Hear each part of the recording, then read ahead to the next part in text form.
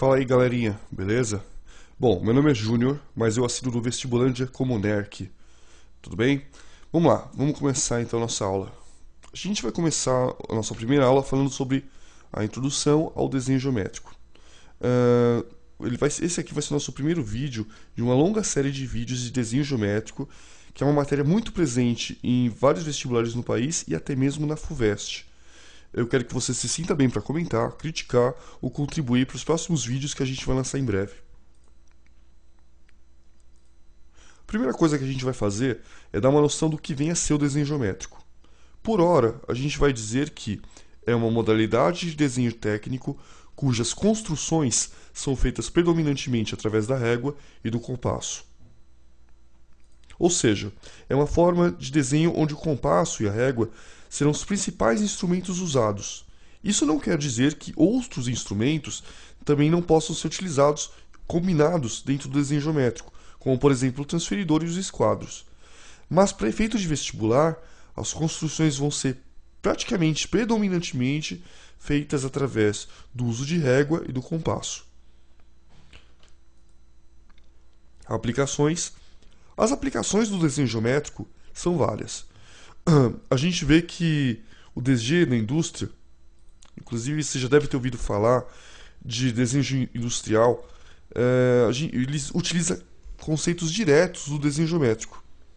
Nem é preciso falar que o desenho geométrico também está muito presente tanto na arquitetura quanto na engenharia. Sabe aquele desenho sensacional que você viu numa feira de carros? Por exemplo, o design de uma Ferrari, né? Então, aquilo é DG puro. Sabe, por exemplo, também Transformers, você viu no cinema? Efeitos de computação gráfica, aqueles designs legais dos robôs. Outro exemplo de DG. Pois é, gente, o DG ele está mais presente dentro da nossa vida do que a gente imaginava. Não é verdade? É verdade também que hoje em dia existem programas como AutoCAD e 3D Studio Max que facilitam muito a vida de quem precisa usar os conceitos de DG. Mas isso não nos desobriga de aprender o DG. Por quê? Porque da mesma forma que a calculadora não desobriga o aluno de conhecer as operações básicas de divisão e multiplicação, o conhecimento desses programas mais avançados ele não desobriga a gente de conhecer a base. Ou seja, conhecendo bem a base, eu tenho muito mais controle sobre o programa do que se eu faço operações mecânicas. Tá ok?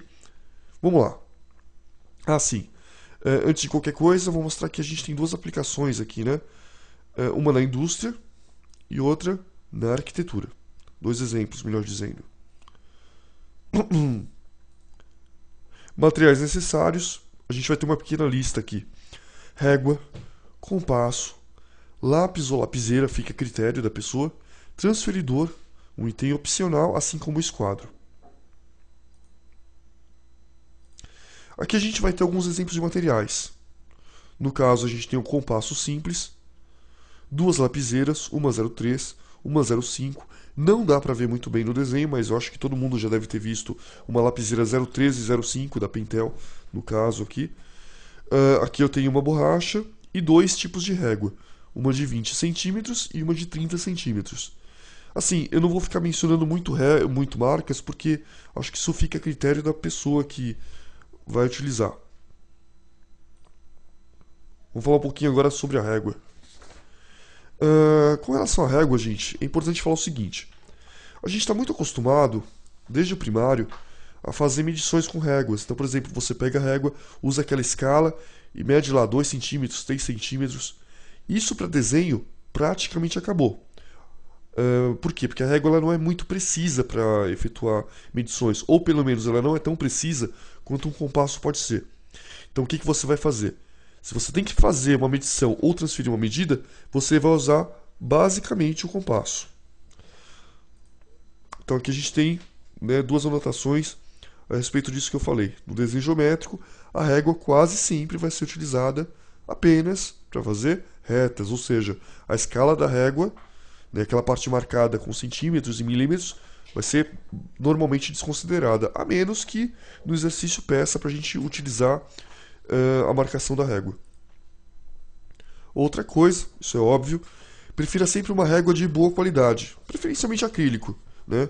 E não muito grande, uma régua de 30 centímetros, ela mais atrapalha do que ajuda, né? Uma de 20 centímetros está muito bem para o nosso trabalho. O compasso. Nos próximos 3 slides que a gente vai ver, eu vou mostrar alguns modelos de compasso. Por hora, eu vou te dizer que o compasso ele é extremamente fundamental no desenho geométrico. Por quê? Porque é ele que vai fazer a transferência de medidas e também fazer a medição. Lembra que eu falei que usar régua não é uma boa ideia? Por quê? Porque régua não é muito precisa. Apesar da gente achar que é muito precisa, não é. Beleza? Aqui, aquilo que eu falei agora há pouco, né, que o compasso é que vai fazer medições, transporte de medidas, e ele que vai ser o instrumento mais preciso ligado ao nosso desenho. Aqui os exemplos de compasso.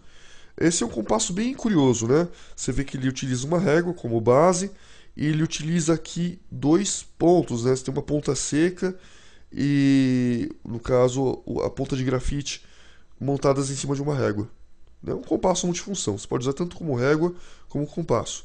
Infelizmente não disponível no Brasil, mas esse tipo de compasso recebe o nome de Sintel, beleza? Continuando, um outro modelo de compasso, compasso simples, mas ele vem com um acessório interessante, que seria a parte de você acoplar um mecanismo para fazer riscos de retas ou então canetas, né? Bem interessante. Aqui a gente tem um outro modelo mais avançado, né, com vários tipos de compasso, um estojo. Aqui a gente tem um outro modelo de compasso. Esse compasso ele é mais preciso que os modelos anteriores. Ele é chamado de compasso de mola. Apesar da gente não ver nenhuma mola aparente, né, mas é um compasso de mola. A gente vê aqui um mecanismo para abertura e fechamento do compasso com mais precisão. Né, a gente tem 3 modelos. Partes de um compasso. O compasso ele vai ter, com relação às pontas, basicamente 2 nomenclaturas. A ponta de grafite do compasso ela vai ser apelidada de bisel ou chanfro, ou seja, não é o nome oficial da ponta de grafite. É um apelido, você pode chamar de bisel ou chanfro. Na verdade, bisel ou chanfro é o formato da ponta, aquele formato meio inclinado. E a outra ponta, que não é o grafite, ponta de metal, ela vai ser chamada de ponta seca. Esse é o nome mesmo da ponta de metal. Né? Todo mundo conhece como ponta seca. Continuando, detalhes das pontas. Você vê aqui ó, que o compasso, nesse caso, tem as 2 pontas apoiadas sobre uma superfície. Preferencialmente, procure deixar as 2 pontas da mesma medida. Outra coisa importante, tá vendo essa parte aqui inclinada? Deixa eu ver se dá para ver. Então, essa parte inclinada, ela fica voltada para fora do compasso. Se você inclinar essa parte para dentro, pode acontecer de você ter um desgaste maior. Ou melhor dizendo, você vai fazer um desenho, o compasso começa a escorregar, criando uma série de imperfeições, manchas no desenho. Preferencialmente, essa é a maneira correta. Apesar de, antes que você fale, esse outro desenho aqui está mostrando justamente o contrário, né? A parte inclinada para dentro. Não é correto, o contrário. Tudo bem? Isso aqui são os 2 comentários do que eu acabei de falar. E beleza, pessoal.